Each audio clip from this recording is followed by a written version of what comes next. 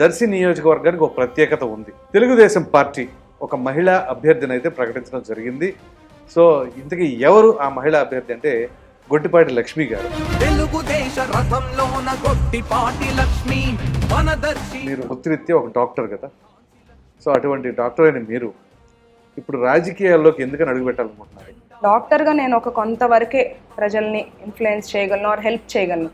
అదే రాజకీయాల్లోకి వస్తే ఎక్కువ మందికి అందుబాటులో ఉంటాను, సేవలు విస్తృతంగా చేయొచ్చు అనేది. ఒక తరలింది నడుం కట్టి అపర రుద్రమాంబలా.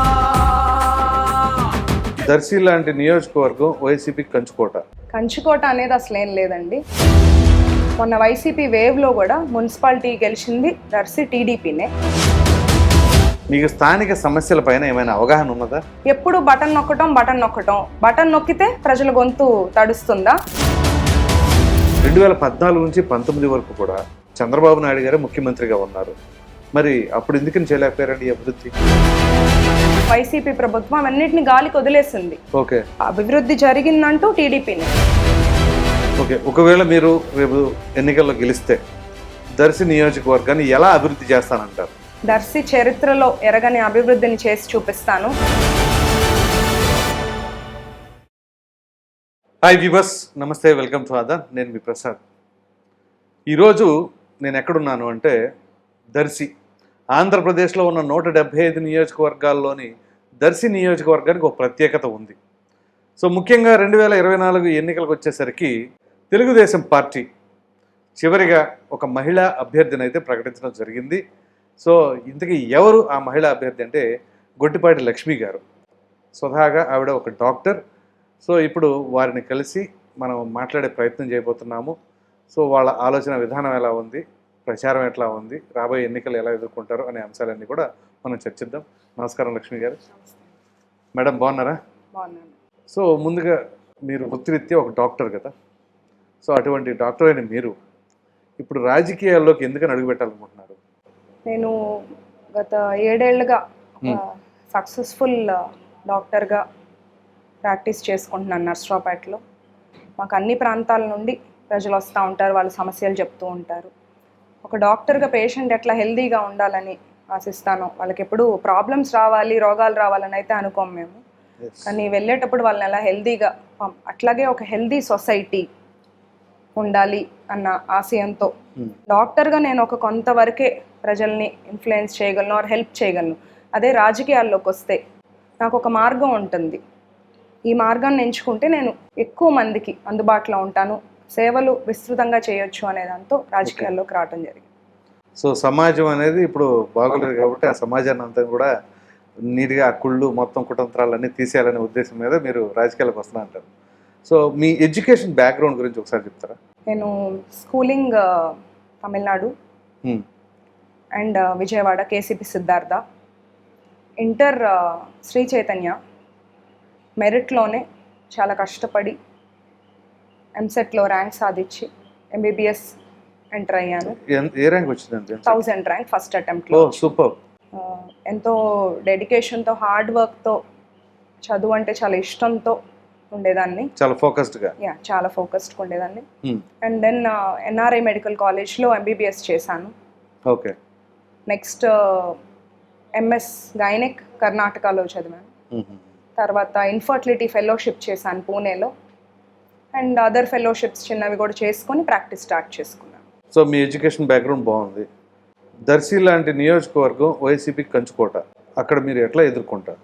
కంచుకోట అనేది అసలు ఏం లేదండి. తెలుగుదేశం పార్టీ స్థాపించిన దగ్గర నుండి ఇక్కడ 4 సార్లు తెలుగుదేశం గెలిచింది. ఆ తర్వాత కాంగ్రెస్ కానీ వైసీపీ కానీ 4 సార్లు గెలిచారు. ఓకే. మొన్న వైసీపీ వేవ్లో కూడా మున్సిపాలిటీ గెలిచింది దర్శి టీడీపీనే. అసలు ప్రజలే, కార్యకర్తలే ఒక బలం పార్టీకి.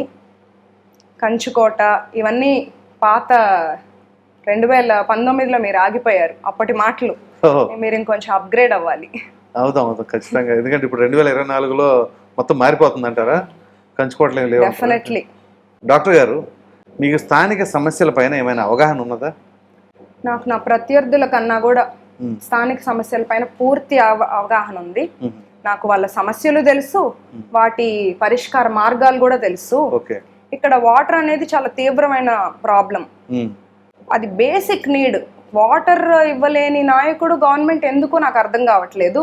ఎప్పుడు బటన్ బటన్ నొక్కితే ప్రజల గొంతు తడుస్తుందా?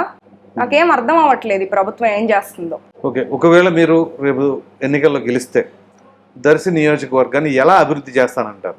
దర్శిలో దొనకొండ పారిశ్రామిక కారిడార్ నిర్మాణానికి గట్టి ప్రయత్నం చేస్తాను. ఎందుకంటే ఇక్కడ గవర్నమెంట్ ల్యాండ్స్ ఉన్నాయి, చాలా యువత ఉన్నారు, నిరుద్యోగ యువత, స్కిల్డ్, సెమీ స్కిల్డ్, అన్స్కిల్డ్. వీళ్ళందరికీ మంచి ఉపాధి అవకాశాలు వస్తాయి. వాళ్ళు ఎక్కడెక్కడికో వెళ్ళక్కర్లా, సొంత గడ్డ మీద ఇక్కడ సొంత ఊర్లో వాళ్ళు జాబ్స్ చేసుకోవచ్చు. ఇంకా నిలిచిపోయిన cold storage, international driving school, ఇవన్నీ ఈ వైసీపీ ప్రభుత్వం గాలికి వదిలేస్తుంది. ఇవన్నిటికీ ముందుకు తీసుకెళ్తాను. 5 మండలాల్లో రవాణా రంగంలో అభివృద్ధి కృషి చేస్తాను. 5 మండలాల్లో విద్యా వైద్య రంగాల్లో అభివృద్ధి కృషి చేస్తాను.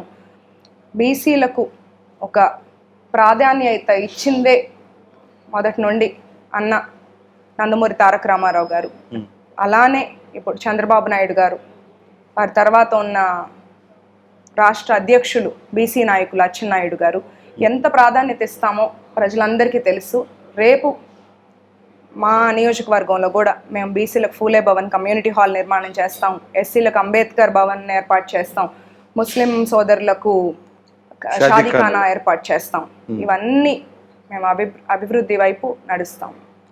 మీరు వచ్చిందే తాజాగా ఈ నియోజకవర్గానికి, ఇంతలోనే ఇన్ని సమస్యలు ఇవన్నీ కూడా ఎప్పుడు తెలుసుకున్నారండి? మేము ఒకసారి ఒక దీంట్లోకి రాజకీయాల్లో అయినా ఏదైనా ఎంటర్ అయ్యే ముందు ఒక కమిట్మెంట్తో ఉండే ఫ్యామిలీ మాది.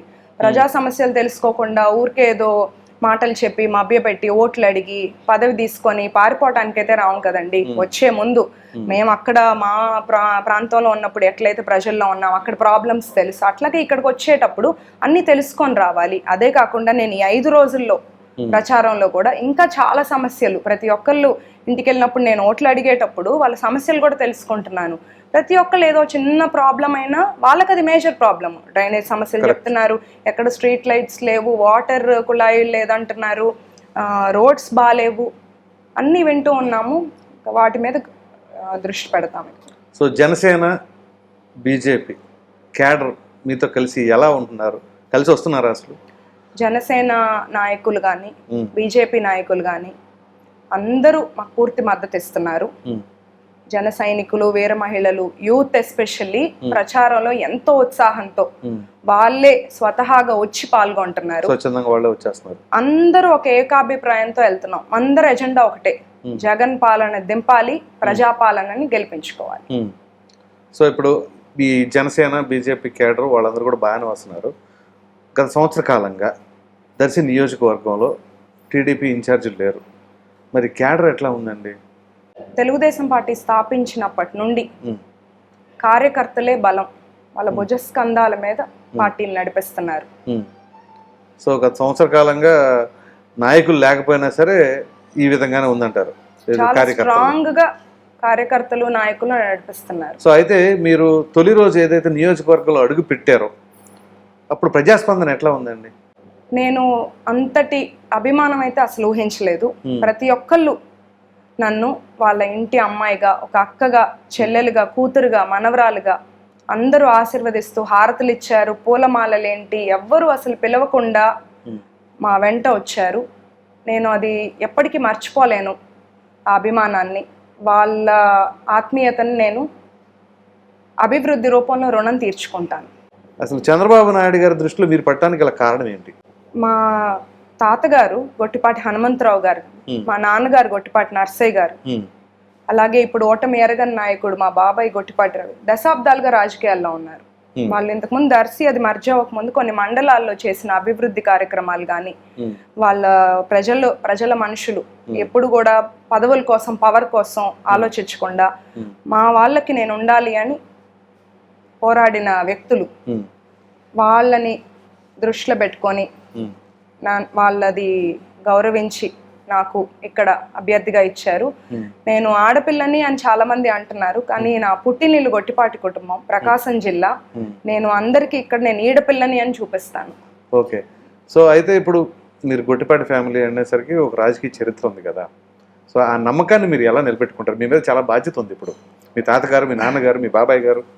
మా తాతగారు కానీ మా నాన్నగారు లేదా మా బాబాయ్ గొట్టిపాటి రవి గారు చేసిన అభివృద్ధి పనులన్నీ ఇక్కడ కనిపిస్తూనే ఉన్నాయి. ప్రజలందరికీ ఇంకా నేను ఏదైనా ఊరు వెళ్ళినా మీ తాతగారు పలానా ఇల్లు ఇచ్చారనో, రోడ్లు వేపిచ్చారు, నాన్నగారు ఈ పథకాలు ఇప్పించారని, ఇప్పుడు బాబాయ్ చేసిన అన్నీ వింటూనే ఉన్నాం. వాళ్ళకి ఏమాత్రం తగ్గకుండా వాళ్ళకన్నా కూడా మంచి పేరే తెచ్చుకుంటాను. సో మామూలుగా ప్రకాశం జిల్లా అనగానే ఒక రకమైన అభిప్రాయం, వెనకబడిన ప్రాంతం అంటారు. సో ఇప్పుడు మీరు కూడా అదే మాట చెప్తున్నారు, చాలా వరకు సమస్యలు ఉన్నాయి, తాగునీటి సమస్యలు కూడా ఇంకా ఉన్నాయని చెప్పేసి. మరి ఇటువంటి క్రమంలో 2014 నుంచి 19 వరకు కూడా చంద్రబాబు నాయుడు గారే ముఖ్యమంత్రిగా ఉన్నారు. మరి అప్పుడు ఎందుకని చేయలేకపోయారండి ఈ అభివృద్ధి? దర్శిలో అభివృద్ధి చేసింది టీడీపీనే.